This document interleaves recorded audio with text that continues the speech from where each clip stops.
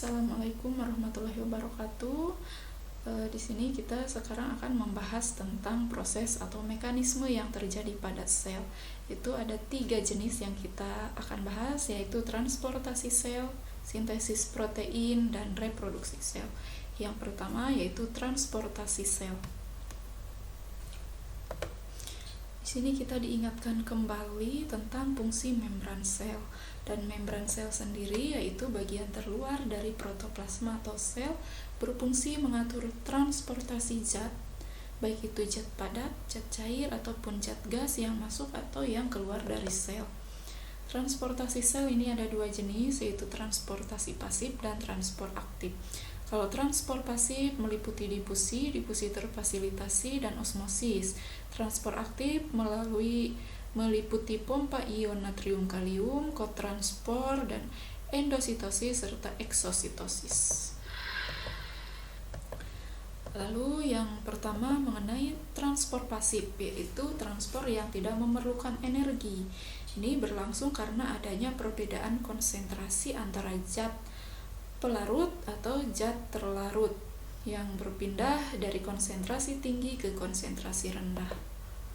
Yang pertama difusi atau disebut juga difusi sederhana, yaitu perpindahan zat padat, cair ataupun gas dengan atau tanpa melewati membran dari daerah yang konsentrasinya tinggi atau hipertonis ke daerah yang konsentrasinya rendah atau hipotonis, atau dari larutan pekat ke larutan yang encer.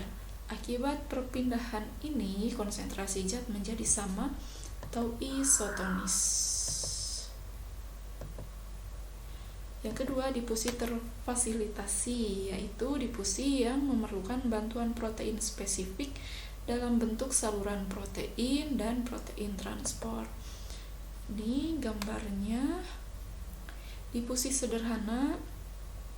Ini perpindahan zat gas, misalnya gas oksigen, bisa langsung melewati membran sel. Ya, kalau difusi terbantu ini misalnya glukosa tidak bisa langsung melewati membran, tapi harus melewati protein ini karena molekulnya lebih besar daripada gas. Lalu yang ketiga ada osmosis. Osmosis sendiri ini pada dasarnya peristiwa difusi, namun yang bergerak melalui membran semipermeabel adalah air dari larutan hipotonis atau dari encer ke larutan hipertonis, ke larutan yang pekat. Contohnya kentang yang direndam di dalam air gula pekat selama beberapa jam akan mengalami penyusutan berat karena air yang ada di dalam selnya keluar. Ada 4 macam keadaan sel akibat peristiwa osmosis, yaitu plasmolisis, turgid, krenasi, dan lisis. Yang pertama yaitu plasmolisis. Plasmolisis itu lepasnya membran sel dari dinding sel tumbuhan karena sel berada di lingkungan yang hipertonis, sehingga air di dalam sel akan keluar dan sel kekurangan air. Lalu yang kedua, ini masih pada tumbuhan, yaitu peristiwa turgiditas. Adalah keadaan sel tumbuhan yang mengembang karena sel berada di lingkungan yang hipotonis atau sel berada di lingkungan yang encer. Air dari luar sel akan masuk ke dalam sel sehingga sel penuh dengan air. Hal ini akan mendorong membran sel melekat ke dinding sel. Membran sel melekat ke dinding sel. Ini pada sel tumbuhan ada plasmolisis dan turgid. Lalu pada sel hewan ada krenasi, adalah mengerutnya sel karena sel berada di lingkungan yang hipertonis sehingga sel kehilangan air. Krenasi ini terjadi pada sel hewan. Lalu yang keempat yaitu lisis. yaitu pecahnya sel karena sel berada di lingkungan yang hipotonis. Sel berada di larutan yang lebih encer. Peristiwa ini terjadi pada sel yang tidak memiliki dinding sel, yaitu pada sel hewan. Contohnya, ketika banyak air dari luar masuk ke dalam sel, sel akan mengembang dan akhirnya pecah atau lisis. Nah, ini gambarnya.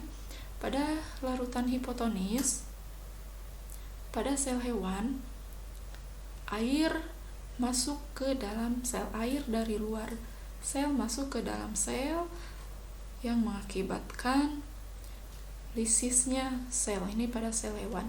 Sedangkan pada sel tumbuhan, ketika berada di larutan hipotonis, air masuk ke dalam sel dan sel akan mengembang, lalu membran sel akan melekat pada dinding sel. Lalu kalau larutan isotonis, ini kalau isotonis artinya konsentrasi antara yang berada di dalam sel dan yang berada di luar sel ini sama. Artinya jumlah air yang keluar dengan jumlah air yang masuk ini jumlahnya sama, sehingga menjadi normal. Begitu juga di sel tumbuhan. Apabila di sel hewan dan sel tumbuhan berada di larutan hipertonis, maka pada sel hewan akan renasi karena air keluar dari sel. Terjadi perubahan bentuk sel menjadi renasi.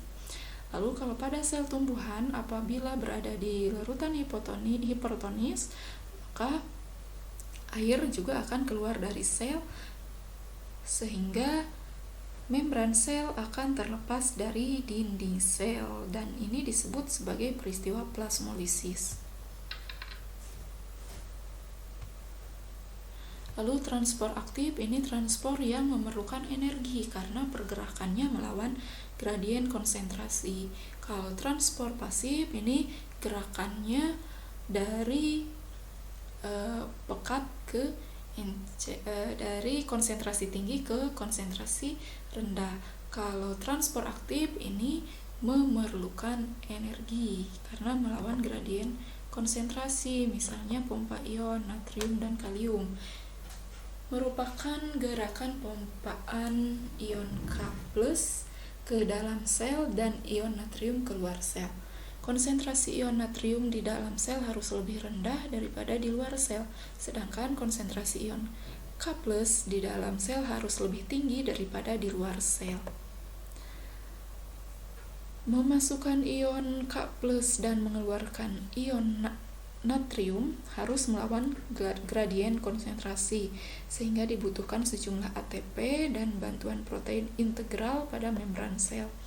Setiap pengeluaran 3 ion natrium akan diimbangi dengan pemasukan 2 ion K+.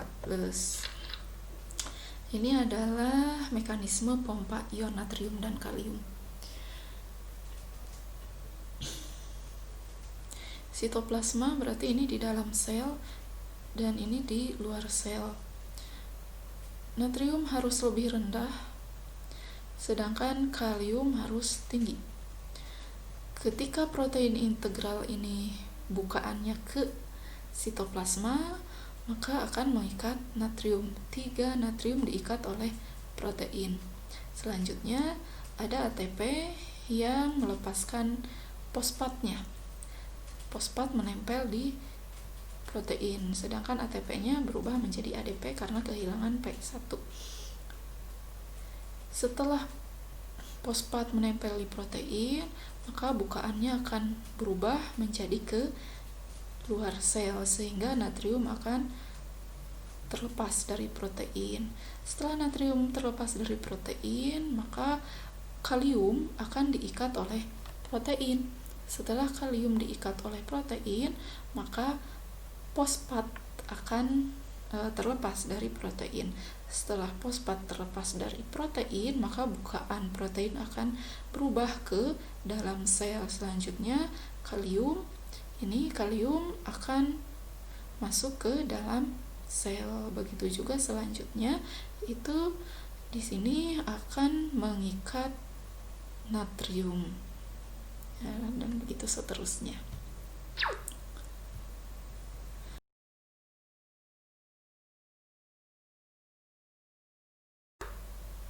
Selanjutnya, kotransport adalah transport aktif dari zat tertentu yang dapat menginisiasi transport zat terlarut lainnya. Kotransport dilakukan oleh dua protein transport dengan bantuan energi berupa ATP.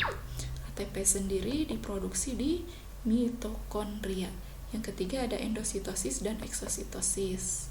Endositosis ini peristiwa memasukkan partikel, baik itu partikel cair ataupun partikel padat. Endositosis adalah peristiwa pembentukan kantong membran sel saat larutan atau partikel ditransfer ke dalam sel. Ada dua bentuk endositosis, yaitu pinositosis dan fagositosis. Kalau pinositosis ini proses penyerapan zat cair, misalnya sel epitel usus yang melakukan pinositosis untuk menelan nutrisi yang dihasilkan dari proses pencernaan makanan.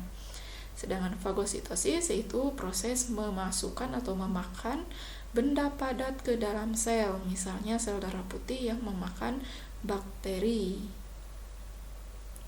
Jadi endositosis ini proses memasukkan zat cair, yaitu disebut pinositosis, sedangkan proses memasukkan benda padat disebut fagositosis.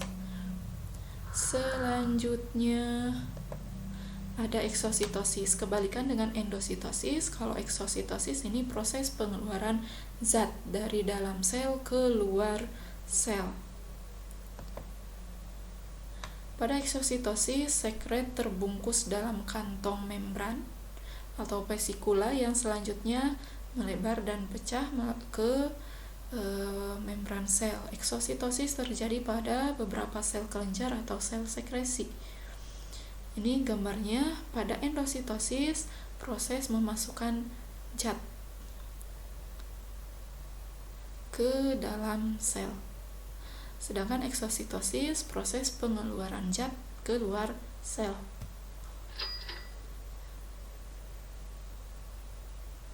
Selanjutnya, mekanisme transportasi pada tumbuhan. Ketika air yang diserap oleh akar dari lingkungannya akan masuk melalui dua jalur yang berbeda, yaitu simplas dan apoplas. Pada jalur apoplas, air akan masuk ke dinding sel. Masuk di antara dinding sel melalui nokta dan plasma membran.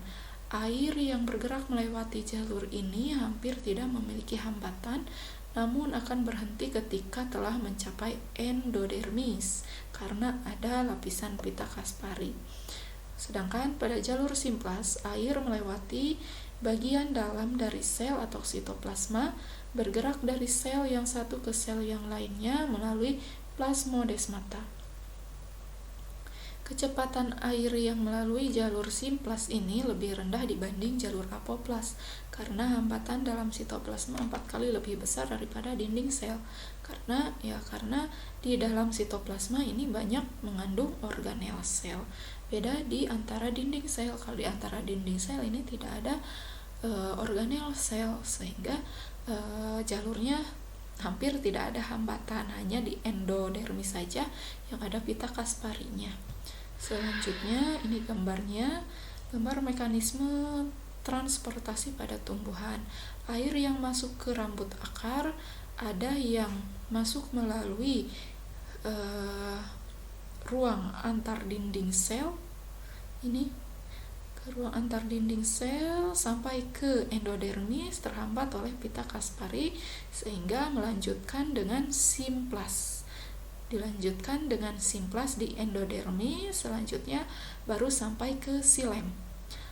Lalu kalau yang simplas ini dari akar melalui proses difusi osmosis masuk ke sitoplasma, lalu melalui celah dinding sel, selanjutnya ke endodermis, lalu ke xilem. Xilem ini fungsinya untuk mengangkut air dan unsur hara lainnya dari akar ke seluruh tubuh tumbuhan. Nah, ini jalur apoplas tadi melalui ruang antar dinding sel. Lalu terhenti jalur apoplasnya di endodermis sehingga melanjutkannya dengan cara simplas. Kalau jalur simplas ini dari akar kemudian melalui noktah, lalu ke sitoplasma, lalu ke endodermis, lalu ke xilem.